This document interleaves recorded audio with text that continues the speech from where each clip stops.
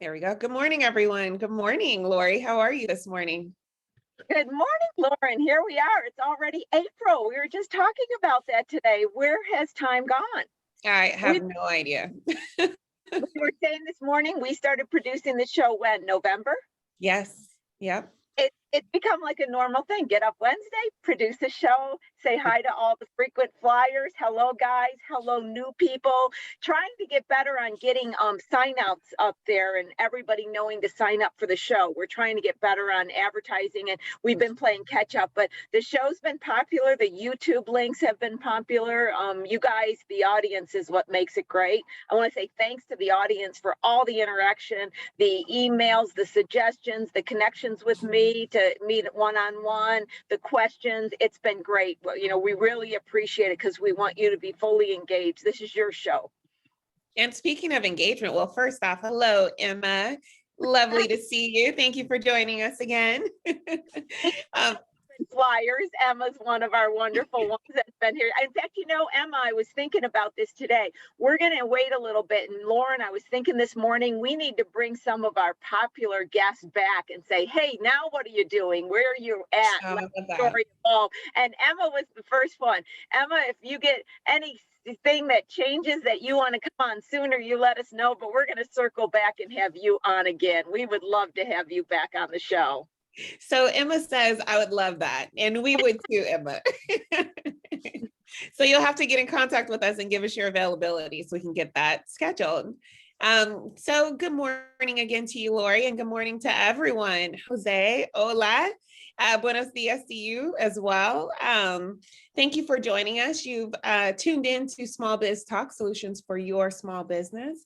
And with that, I'm going to quickly share my screen so that I can give you a little bit of background as to who we are and what we're doing here today. I have so many tabs, so hopefully you guys aren't afraid to see my screen. Lauren, that a tab screen. We know you now. So good morning again. My name is Lauren Simpson, and I am with the SBDC, or the Small Business Development Center. I represent the Los Angeles network.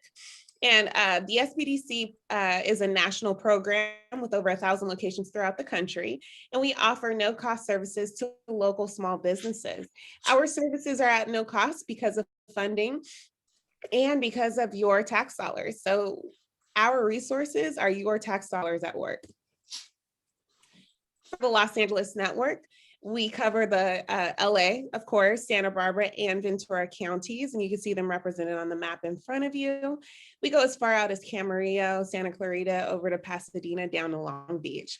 And so if you are a small business located in any of those areas, please get in contact with us. Again, we offer no-cost business advising, and so you're able to get connected with an expert like Miss Lori Williams, our guru of numbers, as well as even as Stuart, who's our guest today. And we also offer virtual trainings, much like the training you're attending today. And we'd love for you to get in contact with us. You can contact us via phone, 866-588-7232, or online, smallbizla.org/new client. For those of you outside of the Los Angeles area or the counties that we serve, please reach out to americassbdc.org/find your SBDC. Lori, California Dream Fund. Yes. I've been talking about it for weeks. We're coming up on it. So the California Dream Fund, in order to see additional information, please look at our landing page, smallbizla.org/dream fund. Again, the Dream Fund is a micro grant program, and it provides, once you go through our training program and then apply through Lendistry, you will have the opportunity to apply for a grant up to $10,000. And it's to seed, operative word, seed entrepreneurship and new businesses. So these are for new businesses. But again, to see additional information, go to our landing page. With that, I'm going to stop our screen share. A few housekeeping, Lori, before you get started. Q&A is going to be where we put all of our questions. Wow, our chat has already got several things posted. The chat will reserve for, totally comments. So if you guys have any comments, but questions, be sure to put those into our Q&A so that Lori can see them. Again, you'll be monitoring the Q&A for questions. The chat will be reserved for any links that Lori would like for you all to have. So stay tuned for that. And with that, Lori, I'm going to hand it over to you. Good morning again. Good morning. Wonderful. Well, I only have a few quick things before we get started here. So one of them is I want to talk about upcoming shows. So next week, we're going to continue our discussion about marketing. We're going to hear from Ariel, who is going to talk about how to define objectives, develop and execute strategies. And then, as I expressed earlier, what's going to happen is April 20th, we're going to have a special Ask Lori session. And what I'm going to talk about is also bringing together the marketing and finance, because really these two departments should work together. The finance department is going to help to say, what type of marketing budget do I have? How much do I spend on marketing? Then the marketing is going to determine how best to allocate those funds. Then the finance department comes back and does a check to make sure those allocated funds are getting the results that need to be. Because when you create a budget for anything, be it a hiring budget, a marketing budget, you're saying, I'm going to invest this money to get this return. Just like if you invest in the market, getting different. So a lot of times what happens is people do not find the departmental thoughts. They don't figure out how much should I really spend, or could I spend, do I have available to spend on marketing, and then figure out what is it that it should have achieved for me, and did it achieve it, okay? So that's what we're going to talk about April 20th. And then April 27th, I purposely invited a special guest that has started her company with a financial marketing plan in mind day one, just kind of how she thinks. So it's a great example of how to then execute on the strategies we talked about, but include the financial. So that's my complete round circle that we're going to be going with the subject. So for today, Zoom's doing strange things today. Every once in a while it likes to do that, and it seems to want to do that today. So hold on, guys. I'm Zoom challenged. It doesn't want to give me the stop. Okay, sorry about that. Zoom tried to update some things right now. Okay, let me share.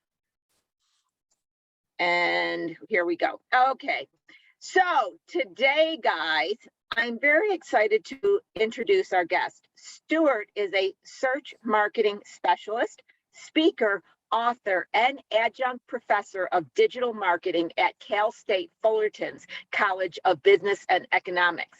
Now, he's also the author of 2 books. The title is of interest to me: Winning the Battle for Attention, Internet Marketing for Small Business, and Small Business Marketing, a Guide for Survival, Growth, and Success. So given his attention and focus specifically to small businesses in terms of marketing, I really wanted to have him a guest on a show. So today I am very excited to welcome Stuart. Welcome, Stuart.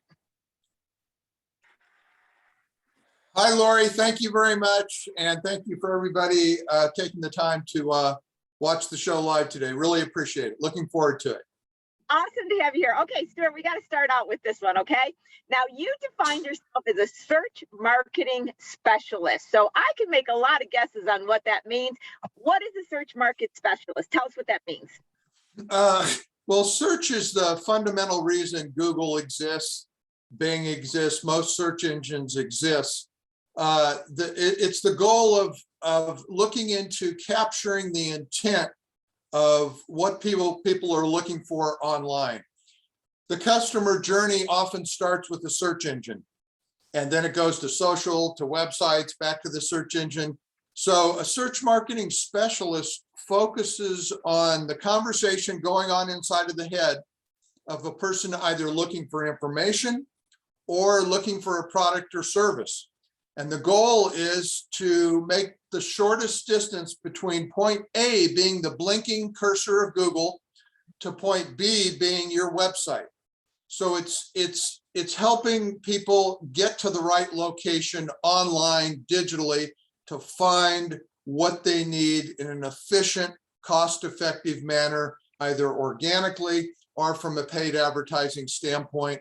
But it's helping people find what they need online and capturing that intent effectively. So in that, it sounds like it might have a bit of psychology in, like, for example, if I wanted a product, what would I put in the search engine as the words when I was looking for it, and then how to drive those words back into a client website? Would that be true? Correct. Most of search is based on a keyword structure. 55+% of all searches are 3 or more words, more longer tail words, a phrase that someone types in, a keyword phrase that determines what they're looking for. And then a search engine is essentially, in simple terms, a search engine is a database. It indexes all those 3.5 billion searches a day that are on Google and organizes them. So in future searches, you can find what you're looking for. So the keyword structure is really important when you're talking about what's called the SERP page, the search engine results page. And keywords are the basis of that. And that's kind of the starting point. Once you type in the keyword, then the search engine starts to work to help you find what you need. So keywords are critical in that aspect. I find it fascinating. 3 words on the keywords for 55%. That's not a lot of words. So here's my thought on this, Stuart. And well, 3 words or more. But yeah, a lot of. So if you have to identify as a company and you start to sit down and think, what are the words that somebody may search for? Do you just get very black and white, like this is my product? Do you like take any characteristics that make you competitive to get higher on the search? I'm assuming there's some little special sauce to at least begin the thinking. Well, I do. There's detailed research involved.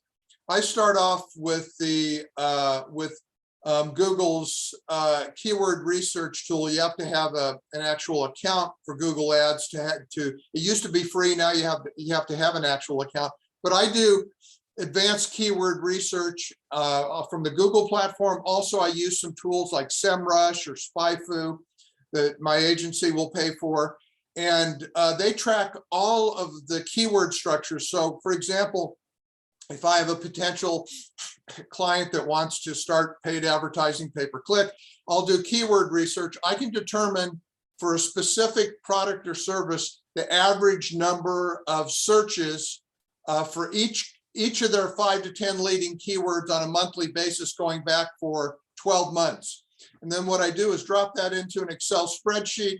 And then I will sort it from high volume to low volume on a monthly basis. I'll narrow down the leading keywords that people are actually searching for, and that can help both your free organic website traffic and paid traffic. So there's a lot of tools available to do the keyword research. Many small businesses, and for that matter, large businesses, corporations, don't do the keyword research necessarily effectively. Some do, but there's a lot of data and information that you can gather to know exactly what the leading keyword structures are. Then, for example, with a Google Ads account, it's time plus patience plus data, and it takes about at least 1 to 2 months to get enough data to start to actually hear and understand the language of the data and the keyword structures. So you do initial keyword research, and then once data starts to come in, whatever the platform is you're utilizing to get traffic, and you look at that, and so you can determine which keywords you want to block that you don't need, that are irrelevant but potentially close to your product or service. And then you can focus on the keywords that you really want to hyper focus on to make sure you're getting specific and relevant traffic to your website or whatever digital platform you want to send that traffic to. Got it. Let's back up a little bit on some of the tools and give Lauren any kind of spelling she needs to throw them in chat, because I know the audience loves to hear, from ones that cost to if there's any free. So if you were to just list off some of the tools our audience should be aware of, and Lauren, let us know if you need Stuart to spell any of them, because they all got weird names. Okay, so go at it, Stuart. Okay, one of the leading ones is called SEMrush, SEMrush. It can be fairly expensive.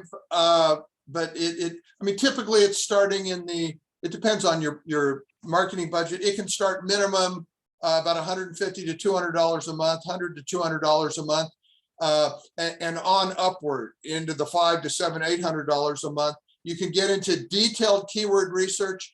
You can drop in the domain name from 3 to 5 of your competitors, drop in your own domain name. It will compare their organic and paid search to yours. It will give keyword recommendations. It will actually show their advertising ads. A lot of detailed information in SEMrush. It's one of the industry leaders in this area, has been for a long time. Another one is called SpyFu, SPYFU. SpyFu, that's another one, very similar to SEMrush. Those are probably two of the leading ones. There are a number of them on the market. You can't really obtain free data like this unless, now, having said that, let me pause on that. Actually, the Google keyword analysis tool will give you a fair amount of pretty good information. But so what I do, I'll use the combination of the Google keyword analysis tool by setting up a Google Ads account, and then I will layer SEMrush over that. And I primarily use SEMrush for my client and competitive research. But those tools are probably the two most popular, SEMrush and SpyFu. And you can get a lot of great granular information. You'd be amazed at some of the detail that you can, some market research in detail, especially of your competitors. And also SEMrush will give you a domain authority ranking of your website from 0 to 100. So once it does an analysis of your domain, it may give you a ranking of 25, which is pretty low, and give you a whole series of recommendations how to improve the domain authority of your website. So there's a lot of granular detail to a tool like SEMrush that can be really effective for marketing research. Having said that, it is helpful if you have the background in digital marketing and you know how to interpret and utilize the data. I was going to on that, actually. Now that you say that, you're writing where I am, so I'll go back on this as you speak.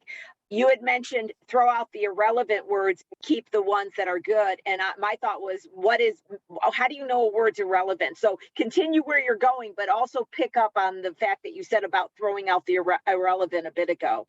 Well, a relevant keyword search would be, for example, let's say you own a digital marketing agency, and a very relevant keyword would be the phrase digital marketing agency. That's a longer tail phrase. Longer tail is 3 to 5 words. The longer the search phrase, the more specific the information the person is looking for. If someone just typed in digital agency or just the word agency by itself, that's way too broad. So what kind of agency? Advertising, digital marketing agency, PR agency. So if you type in PR agency in California or PR agency specializing in sports marketing. So the more specific the search phrases that match what your business does. So what your business sells and what your business does as a service or a product. So so it's a combination. You can, from a starting standpoint, you can guess on what keywords are relevant, but you need to see the actual search data that Google and SEMrush and tools like that provide. Because what you think people may be searching for to find your company may be completely different than what they're actually searching for. That's why the data analysis is really important. By the way, Google Analytics is a free tool. Google Analytics can provide great marketing research information also. I forgot to mention that. That's another layer, and you'd be surprised how many small businesses don't even have the Google Analytics script placed on their website. It's free, and it gives you tons of extremely relevant information, including search phrases too, and how people are finding your website once they get to your website. Where are they going? What are they doing? Where did they come from? Et cetera, et cetera. And from my memory, if it hadn't changed, I did mine quite some time ago, Stuart. To get the Google Analytics in your website, you literally just go to their site, you get a link, and you copy and paste it in the coding of your website. It's very easy to do, correct? Yes, but first you have to create a Google Analytics account. You create, you can just Google, Google Analytics, and you'll see the link in there to go. You create the account, you set up the account, email, password, et cetera, et cetera. Then there's a JavaScript code that you actually placed on. Google will generate that for you. Either you place it on your website or your website developer places it. Needs to be placed correctly. Then within about 24 to 48 hours, it will start gathering that information. You can log into your account and you can start to see that data. So after about a month, you really start to, actually after a couple of days, you start to get some decent information. But after about a month, you really start to get a lot of relevant information. It's not something you want to check every day, but every 2 weeks, every 2 to 4 weeks.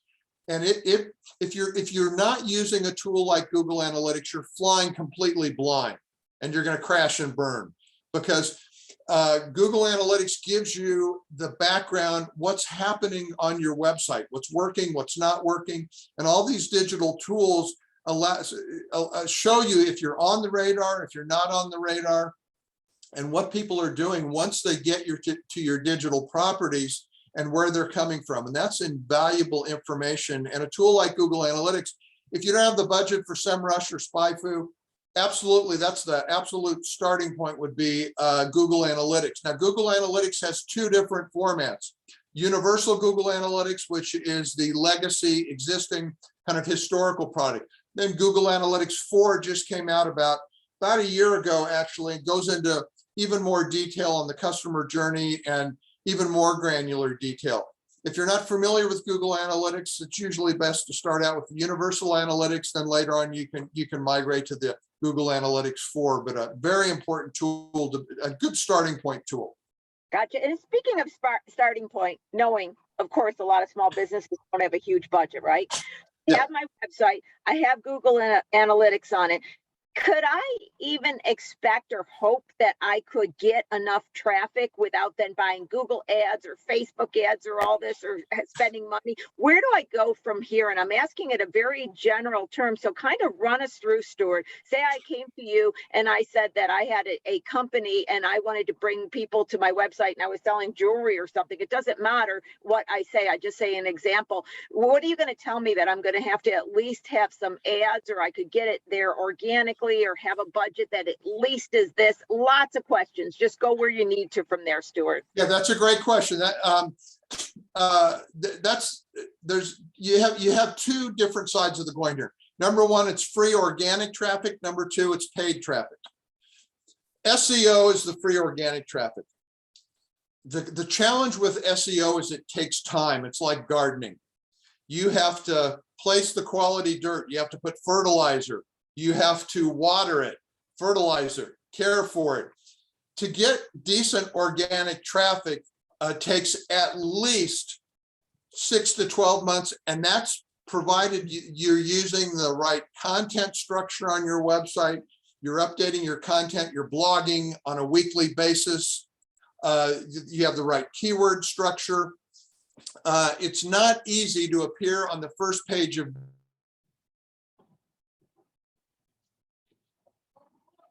tell me, well, I type in my company name and hit enter and I show up at the first page of Google. Well, that's kind of missing the point, because it's the people that don't know you exist, that don't know your company name. The branded searches are important, but not nearly as important as the non-branded or the brand agnostic searches. People that may be looking for a product or service that you offer and have no idea you exist. The only way they're going to find you, if you're not a huge brand and they don't know the brand, is to type in the generic keywords that relate to your product or service without your company name. It's very difficult to appear on the first page of Google for all the keywords that you need to appear for.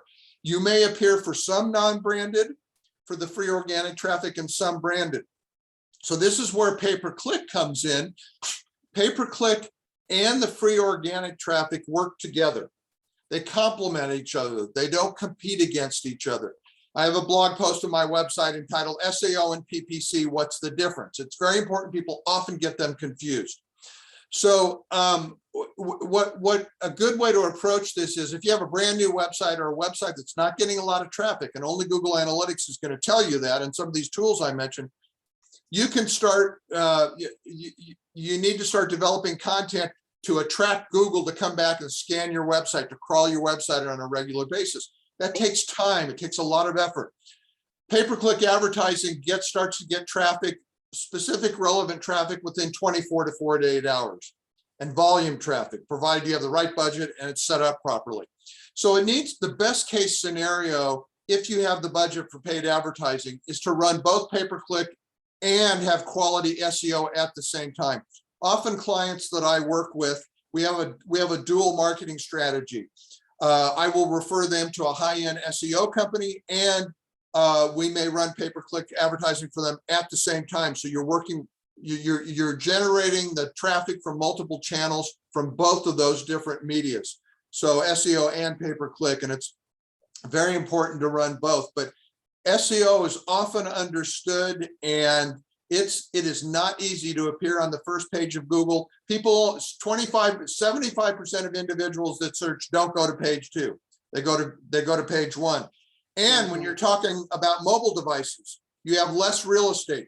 If you're going to appear on the top 20 to 30% of your website page, you've got to have exposure at that, and on a mobile device, less real estate. If you don't appear at the top 20%, you may not even show. We scan online, we don't read online. And when we do read online, we read 25% slower. So you've got to grab people's attention within about 2 to 5 seconds, or they may leave and never come back. So that's why it's important to have a dual strategy. It's a great question, though, and it's often misunderstood. I spend a lot of time explaining the difference. And the more people understand that, the better off they're going to be as far as their digital marketing strategy. Okay, here's another just completely rounded question, and you'll run with it again as well as you did with the last one. So thank you for that. So when I think about it, I get it. I go, okay, I go to an SEO specialist. They really understand keywords. They really understand to see where I'm going with that. I go to the pay-per-click. I'm being able to get people to come to my website even sooner. I'm listening all this. And then what happens, Stuart, in my mind, I get disheartened because I think I'm a small business with no budget. Can I do a DIY? Can I even afford any of this? What if I end up paying for somebody with a pay-per-click and the budget gets out of control? Now, Lori speaking, I have seen the financials, and I mentioned this last week with Deborah on, where people start with very little budget and suddenly they're spending money they shouldn't be spending, and they're just out of control. So let's talk about the small company, what they can do themselves, what's the smallest budget they can work with, and can small companies have a fair playing ground at all? Yeah, okay, it's a big question. A couple of things. The budget is completely controllable. There's a few aspects to this. The keyword research has to be done, and you have to determine, if you're talking about pay-per-click, what the average cost per click is in a given industry. An average cost per click for a lawyer is going to be much higher than a real estate agent. The average cost per click, depending on the industry, depending on the geographic location, can range from $2 per click all the way to $150 per click. So it really varies depending on the industry. Who sets that price? Where does that price come from? Google sets that price. Pay-per-click advertising is an auction, and you pay for a click on your ad based on the specific average cost per keyword click. And so it's an auction, a bidding auction. You bid on the cost of those keywords. Different industries will have different average cost per clicks. If the account is set up properly and you have an adequate marketing, you have an adequate ad spend budget, which analysis needs to be done ahead of time. For example, that's why you do the keyword research, and then you determine what the average cost per click is. You determine what your marketing budget is and how much you need to be successful. Now, mathematics is critical to good marketing. You cannot do marketing without math. If you're not doing good mathematic equations in marketing, you shouldn't be doing marketing. What do I mean by that? There's two phrases, return on ads, two concepts, return on ad spend and return on investment. Get that down, Lauren. Huh? I'm telling Lauren to put that in the chat. That's a yeah, I like those two things. I want her to record those in the chat. Okay, return on ad spend. Now let's say I do the research and I determine based on the average cost per click, let's say you're a dental implant specialist, you're a dentist, and the average cost per click is $25. Well, I'm going to recommend a monthly ad spend budget at least in the $1,500 to $2,000 per month that you spend. Now, so you set up a daily budget, maybe of $50 to $60 per day. Your average cost per click, let's say it's $10 per click. So you're good for about 5 to 10 clicks per day, depending on that average, how it works. Now, if you get one patient, you're probably looking at $2,500 to $5,000 of revenue. You've already paid for your advertising for the entire month with that one lead. So pay-per-click, it's either lead generation or e-commerce. Now, in the lead generation standpoint that I'm talking about, so you've already paid for that. Once you get that lead, it turns into a patient or a closed sale. You've already closed that business. You paid for your advertising. The rest, you've broken even. The rest is going to be a positive return on ad spend. Return on ad spend, you divide the revenue generated from your advertising into the amount of ad spend, and you get a percentage basis. Typically, if an account is set up properly, you're going to get a return on ad spend in the 200 to 700, 800% plus range. So you're getting a positive return on the amount of money you're spending on advertising. For advertising to work effectively, you need to make money off. It needs to be profitable. Sometimes it takes a little bit of time for that to happen. So if an account is set up properly, it's optimized over time. You're reducing any wasted ad spend. The problem I often see, Lori, is that people don't know what they're doing when they're running Google ads or Bing ads / Microsoft ads or LinkedIn advertising. And they fall prey to what's called the Google stupidity tax. Not that they're stupid, they just don't know what they're doing. They end up throwing tons of money out the window because the account is not set up properly. Google wants you to spend money on advertising. A good digital marketing specialist protects you from Google spending too much money. You act as a firewall to make sure the account is set up properly and you're not getting wasted clicks that aren't relevant to your business. The second equation is called return on investment. That's different than return on ad spend. Return on investment is the total revenue generated minus all of the relative accounting and cost of business expenses broken into that also. It's a different type of equation. People often throw out ROI with ROAS or return on ad spend. They're two different equations. In order to calculate return on investment with digital advertising, as an agency, I would have to download QuickBooks, and then I would also have some common denominators like the person's name, phone number, the actual booked closed business, and we match back the advertising, the leads generated from advertising minus those expenses, and we can calculate a very accurate return on investment. Usually return on ad spend is the best approach to take because people don't often want to go into the great detail of calculating return on investment, but that return on ad spend is really important because you're seeing immediately that you're generating positive revenue on a percentage basis, and your advertising is actually paying for itself and generating net profit and profit as a result of it. Gotcha. I'm gonna stop there and go into a little bit of that. I totally get what you're saying. I've heard this from other people. So I want to, the Lori CFO take, being the CFO take. So, and also I'm going to slow down and go through a few things right now. This is just for the audience to kind of catch up on some of the stuff we were saying, because it's real important and I want to make sure it doesn't go over anybody's head. Yep. So keep in mind here, I'm going to talk from Lori, the CFO, which is going to be in line with with what Stuart said, but a little bit more on the profitability, because you guys know all I ever talk about is profitability. So, and Stuart, when I'm done, if I misstate anything, please let me know from your perspective. So when you talk about the return on the ad, I completely get it that you say, okay, well, if I spent this much money, but I actually have a selling price to my customer, in this case, the patient being getting an implant of this amount, I then will have already paid off the amount that I had invested. So if I spend $2,500 on an ad and maybe I charge a customer, a client, $4,500 or $5,500, I've already made money on that. The one problem that I always see with people analyzing the marketing is they don't go to the next step, which I was so happy that Stuart said was return on investment. And that's where, guys, I want to stop and talk in a little Lori speak on this, because this is my crucial part. And I have to be honest, Stuart, I'm going to say, this is the issue I have with people who sell digital marketing skills to small businesses, because this is where I'm going, guys, and I'm going to slow down.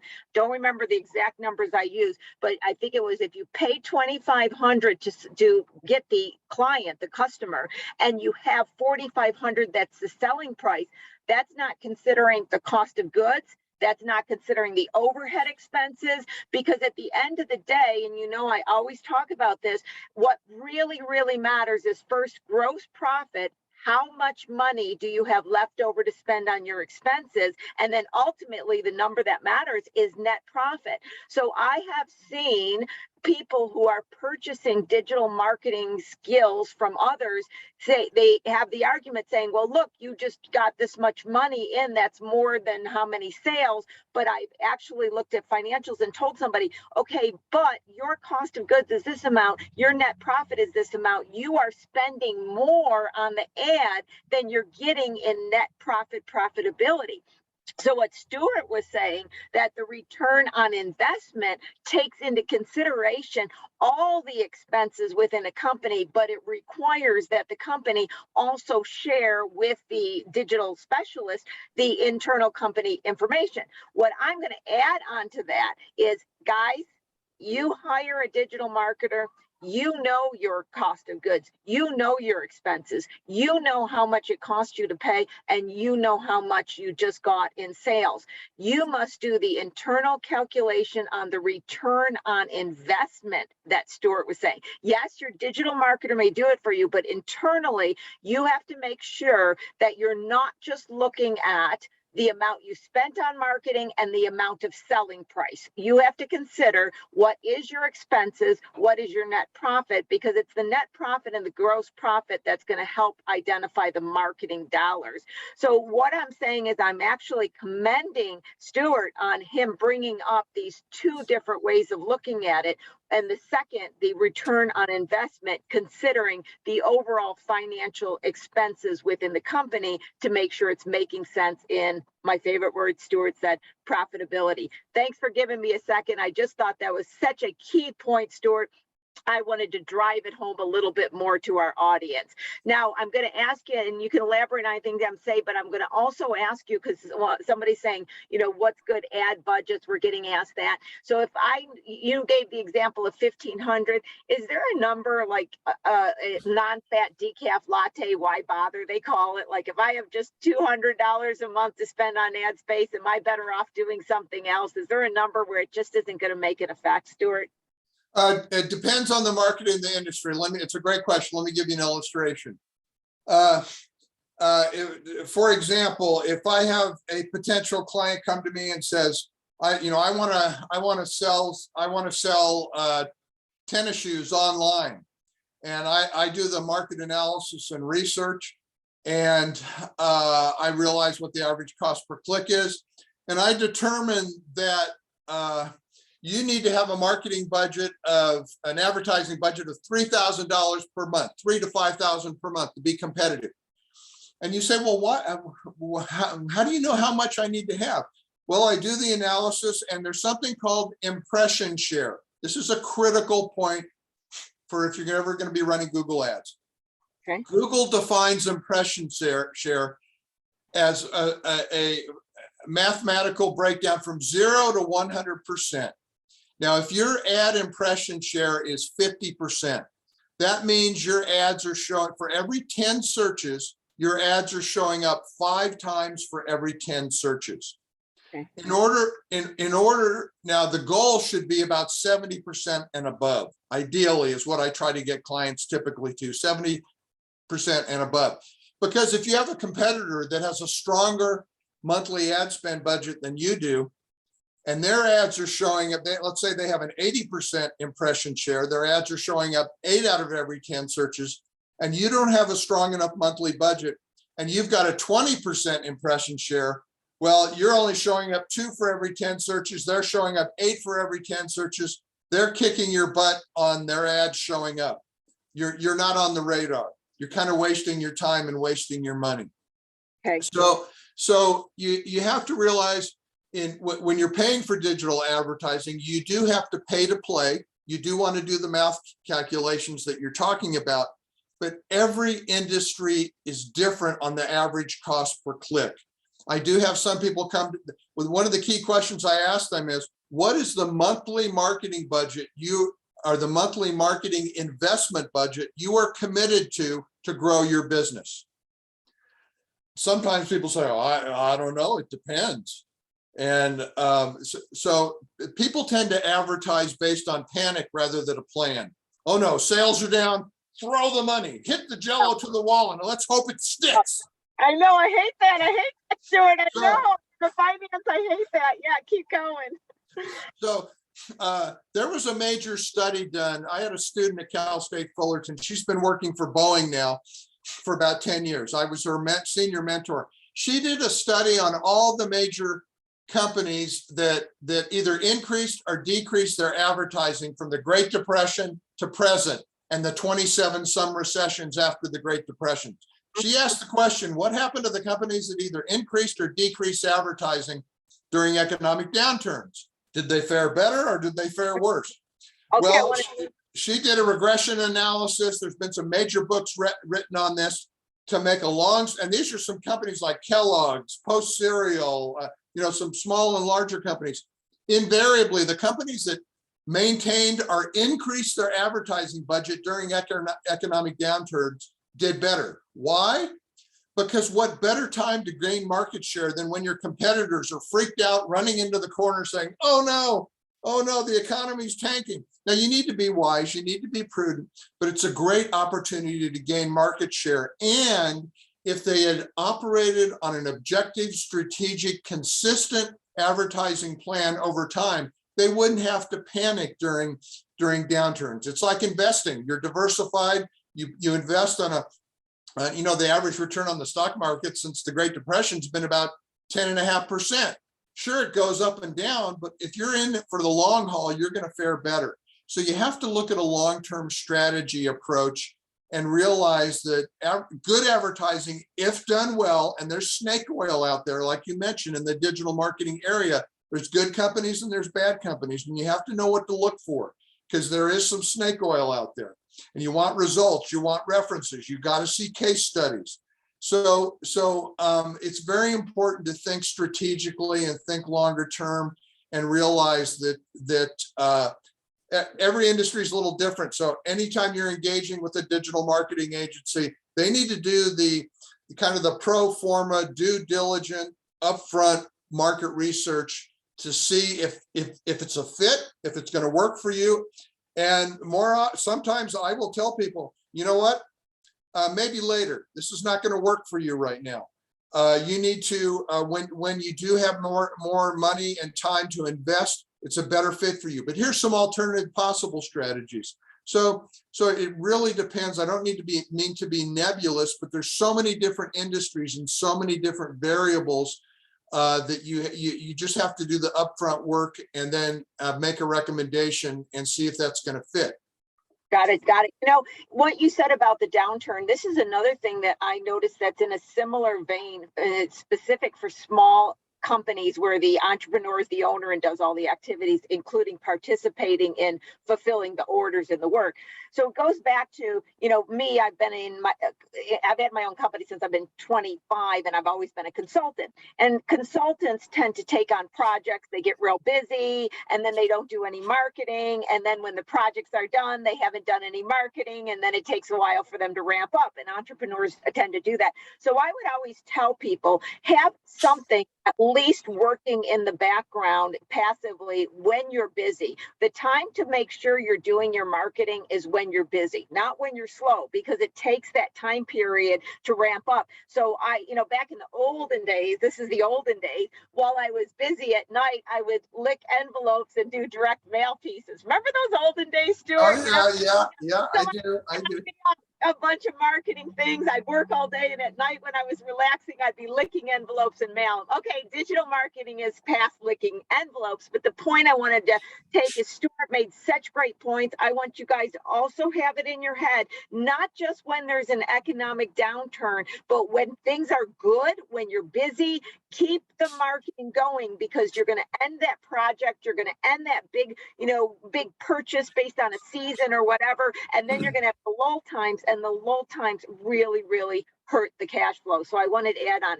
Stuart, I want to go back for a second and talk a little on the SEO side, because that's some place that somebody can do some DIY. You mentioned blog. So I want to get a little bit more information. I get people asking a lot, and I've always wondered, does blogging really help? How often do you need to blog? And is there any other DIYs we can do on the SEO side and have a little bit more control and at least be doing something passively? Yes, blogging is, let me tell you a story. In 2012, I wrote a blog post. Let me back up. The toilet seat broke in our house. My wife is a nurse. She sent me to Home Depot. I went to Home Depot. The rack in Home Depot, the aisle, there's about 50 different toilet seats. There are toilet seats that cost $2. There are toilet seats that cost $100. There are toilet seats that cost $500. There are toilet seats that play music, that will wash you. They'll do everything. Bottom line, I saw that picture of all those toilet seats. I said, that is a great idea for a blog post, because you've got a commodity product that is either commodity or you can turn it into a premium product, kind of how to make a better mousetrap. I went home, I wrote a blog post entitled The Product in the Toilet Seat. The CEO of a $10 million international toilet seat company found that blog. He started reading my blog for 2 years. He bought my first book. And in 2014, he became a six-figure client for me because of that blog post. Now, I'm not trying to flesh out the issue, and I don't want to put too much of a lid on things. But the point is that you never know the power of content until it happens. So I started blogging, and in 2010, after the first month of blogging, it increased my website traffic 300%. After a year, over 1,000%. Blogging is critical. It creates credibility for you, expertise, and it shows that you know what you're talking about. Now, you need to be a blog on your website. If you need to be posting a blog, which is a simple digital article of about at least 500 to 1,000 words, at least 1 to 4 times a month. Once Google starts to see fresh, dynamic content on your website, Google comes back and crawls your website more. It helps your ranking. It gives people the ability to find you more. The most important SEO strategy is blogging, because it's creating regular, dynamic, fresh content on your website.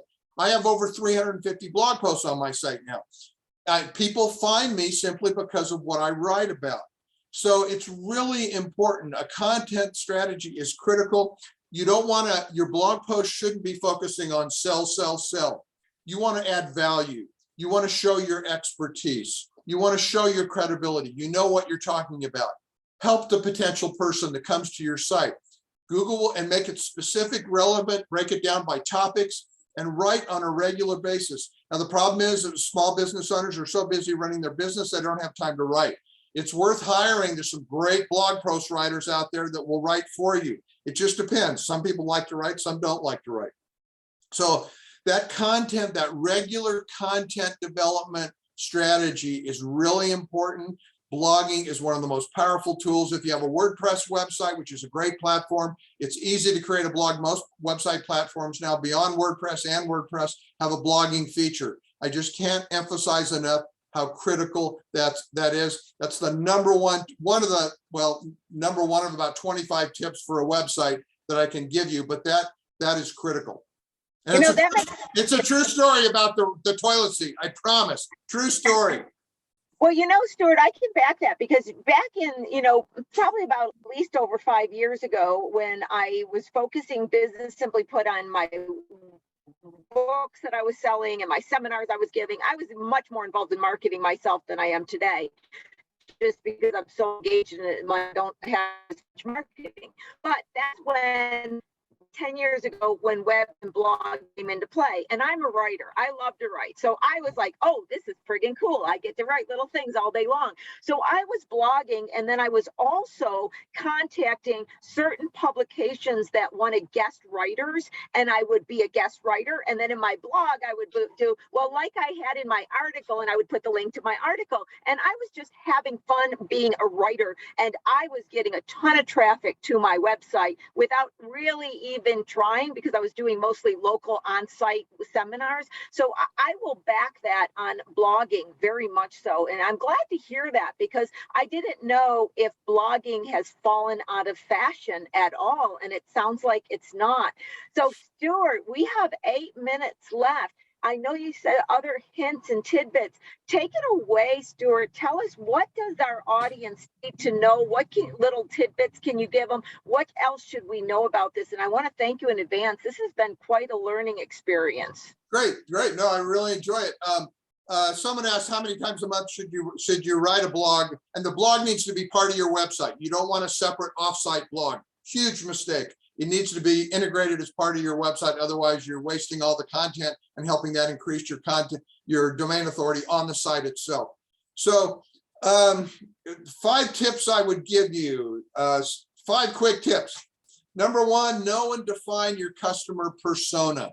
A customer persona, think of it as a fictional character you envision in your mind that describes your ideal customer. Think of the demographics of that ideal customer: age, occupation, gender, marital status, children, location. Think of some adjectives that describe that customer persona, the personality of your ideal customer. What are those adjectives? Is it a wanderluster, someone that loves camping, someone that is a shoe fanatic, someone that is a do-it-yourselfer? You get the idea. What are the goals of this persona? How would you describe the goals of this type of customer? What are their pain points? What are the pain points that they have, and how does your product provide a solution to that problem that they have? What's the typical day in the life of that customer?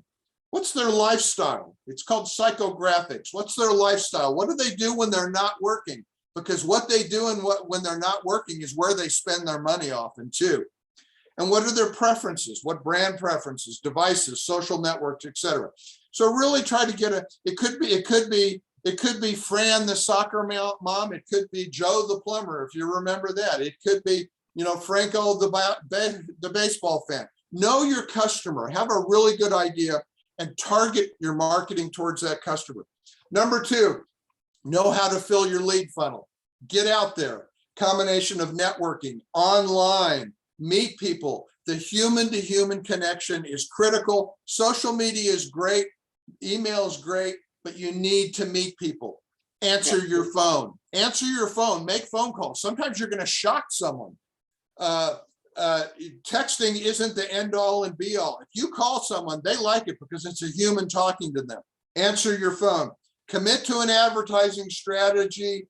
Be careful not to underfund either your small business or your advertising. Most small businesses underfund the capital investment they need by at least half. If you need 100 grand to start your business, chances are you probably need 200 grand. So underfunding is really a huge mistake often. Number 3, create a value proposition. A value proposition states in 1 to 2 sentences why someone should buy from you. 1 to 2 sentences. Why should someone buy from you? Put that in the top 20% of your homepage. Number 2, create a benefit statement. A benefit statement is 3 to 5 bullet points that states what's unique and different about the product or service that you offer. What makes you special? What makes you different than your competitors? 3 to 5 bullet points. You can put that under the value proposition. Number 5, and lastly, have a consistent content strategy for your website, like blogging, the messaging. When you have your value proposition and your benefit statement locked down solid, your messaging can kind of center around that, and then start writing those blogs to help your customers. So have a consistent strategy. And you talked about the concept of an objective. An objective is different than a goal. Objective is what you want to accomplish. A goal is more of a long-term type of broad ranged concept, but an objective is what you want to accomplish. And these 5 tips here are good objectives to focus on for your overall digital marketing strategy. But the human to human connection is really important. Don't forget, digital is not going to fix everything. People like people. We're just a social creature. I like that. You know, Stuart, you reminded me of something else too from many moons ago. Okay. So this is when I first started my company, it was a marketing company. You know, I wasn't always a finance guru, but we're back 25 years old. But I actually started my company before I got all my education and my MBA and everything. I think I was smarter than sometimes, you know, because it was just street knowledge. So I had read, well, you're supposed to do these surveys to get to know your customer, everything you were just talking about, know your customer. So I wanted to be the cool business person that went to college. So I read a book, right? And I was like, okay, I'm going to do a survey. But I wasn't that cool business person that went to college, so I didn't have the lingo down. So I did a survey that literally just said, tell me why you like to buy from me. You know, it was like my simplest thing. I just wanted to know why they buy from me, right?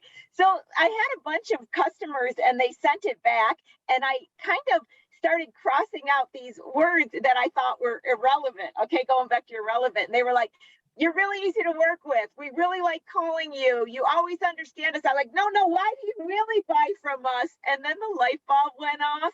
They're telling us that we're thorough and we're efficient and we're easy to work with. So I was always doing the sales for my company. I changed my pitch line to say, one of the things that's really unique about our company is we listen and we're really easy to work with. So I wanted to add that story because everything Stuart said was so dead on, but it was all about having the correct understanding of knowing your customer. And too many people just fall prey to what they think is why the customer buys from you, and it may be completely opposite because you might not value what other people value. So I wanted to add that. Well, Stuart, wait, one more thing I wanted to mention the audience. I almost forgot. Okay, audience, you ready for this? Sit in the edge of your chair. Stuart, who you can tell knows his stuff. We're so fortunate to have him. But guess what? We're always also extremely fortunate. You ready? Stuart is an advisor at the SBDC like myself. So you can reach out to Stuart and have an appointment. Stuart, Lauren, come back and let's get Stuart's information of how I guess they would email you, Lauren, if they want to have an appointment with Stuart. So I want to make sure we get that information. I was saving that till the end, guys. Wasn't I sneaky? Because I knew after you heard from him, you'd be like, oh my God, I really want to talk with him. And then I could turn around and say, hey, Lauren's line, your tax dollars at work. You can. Well, Stuart, first of all, before I hand it off to Lauren, I learned a lot today. Thank you so much because like I said, I started playing the game of search engine and all this when it was new, and I haven't been involved in it at all. And this was fantastic. We're really, Lauren, between Deborah and then we had Stuart, we're going to have Ariel. We're really getting some good marketing strategy. So, Stuart, thank you so much for being here today and sharing your great depth of knowledge. Thank you. I told you I'd do the happy dance, and I did it. That was fantastic questions. Great questions. I loved it. Well, we got to talk about toilets and have a happy dance. You can't beat that. That's why we have all these frequent flyers. They never know what's going to be happening on Small Biz Talk. It's like my hair. I always say I'm not losing hair, I'm saving face. There you go. So Lauren wants to get in touch with Stuart if you want to make an appointment. They were all. Then you can do the boxing glove, and then it's Rocky time, right? You should play. You got to start playing the Rocky music for the intro. Yeah, there you go. This is what happens when your marketing works. This is what happens when it increases your net profit. Yeah, that's right. That's right. That's right. To you, how do we get in touch with Stuart, and any closing comments you need to make? It's funny. Yeah, let me close with this. Let me close with a quote from Winston Churchill. Success is not final. Failure is not fatal. It's the courage to continue that counts. And I always tell small businesses that it's just so important. Hang in there. We may be in for some tougher economic times. Hang in there. Stay positive. Don't get negative, but just the courage to continue that counts. And courage is what makes pretty much business go around. So stay strong, stay courageous, and thank you for the honor to be here today. Oh, I love that. Just love that. Lauren, it's your. I don't even want to say anything else, Lori. Like, that was perfect. Perfect. And then with the dance at the end, oh my goodness. Okay. All right. Okay. Thank you so much, Stuart, and Lori, to you. Thank you so much. Today's show was incredible. As a digital marketer, I learned so much. So thank you, Stuart. The chat is going crazy. I have so many like raised hands. I've got claps. I've got thank you. Fantastic. Monica is saying, that's because they want to hire me to dance. I honestly believe that everyone who joined us today also did the dance with us, especially when we did it for like the second, third time. Okay, Lauren, we're going to have to incorporate a dance maybe. I'm telling you, Lauren, Oprah's got nothing on us. We're jamming. We're going to be, international soon with Small Biz Talk. We're going to have to, we need a theme, we need a dance. Guys, we're just getting started. I can only say where we're going to go from here. I won't do my marketing rap. I'll save that for later. That's for the next show. Back for the rap, absolutely. I put the baseball cap on backwards and do the marketing rap. Okay. Oh, Mary says she's still dancing. So I told you. Okay. I told you, everyone joined in. All right. Now you know why my wife says you are just weird sometimes, Stu, but she still loves me. She does. Yeah. All right. You guys are great. I loved it. We're going to do this again. We got to do this again. I can feel it. Absolutely. Would love to have you back. We got, we should have Stuart and Deborah on someday. They both like to dance, Oh. That would be incredible. But no, actually, Stuart, we're going to take you up on that. I like to have a certain amount of marketing information. We have guests that are entrepreneurs, and I like to bring them back. So we're definitely going to ask you to come back on that. Would love to. Got lots to talk about. And those on the show, be sure to tune in next week as we, continue our marketing, and then the final when we bring it together, finance, and then we're going to hear from a bunch of you guys, entrepreneurs coming in and telling their company stories after that.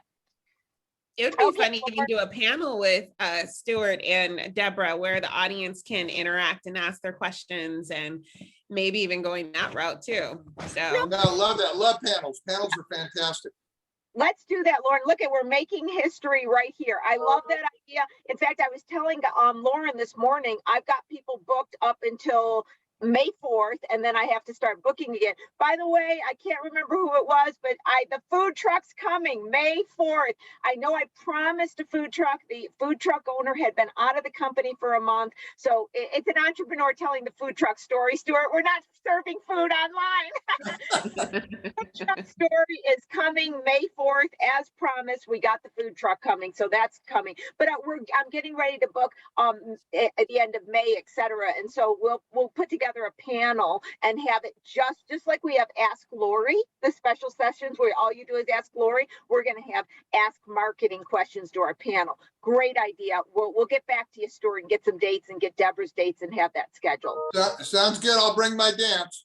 Okay, well, Lauren, I guess we got it to you to end. We're running over. So Stuart and I, as always, we're going to check out. Lauren, you're going to stay later and handle everything in the final comments. So great heartfelt to everybody that joins us, our frequent flyers, our new people. Love doing the show. Love having you there. Bye, Stuart. Bye, Lauren. Bye, thanks again. Appreciate it. Bye, guys. Thank you so much. See you next week, Lori. For everyone who's still on, thank you again for joining us. Thank you, thank you, thank you. I am receiving your emails. I don't know if you can hear the little chime, but I see your emails coming through. I will answer all of you and keep them coming. So glad you enjoyed the show today. We look forward to seeing you again next week, Wednesday at 10 a.m. For another episode of Small Biz Talk, solutions for your small business. With that, I am going to add the greeting one more time that I normally list in the beginning of the show into our chat. In that, you'll be able to see my email address. You'll also find a link to our form where you can submit questions. You can also add your name if you'd like to be a guest and or suggestion for our show topic. I am also including our YouTube link so that you can see previous recordings, as well as a link to becoming a new client. So if you are not an SBDC client, please see that link. Go ahead and click it, fill out the information, and someone will be in contact. Let me list my email address one more time separately. You are very welcome, Monica. There we are. So if you'd like to get in contact with Lori and or Stuart, please send me an email and I will patch you over. Again, thank you so much. Hopefully you enjoyed the show today as much as we did, dancing and all the things. And we look forward to seeing you next week. Goodbye.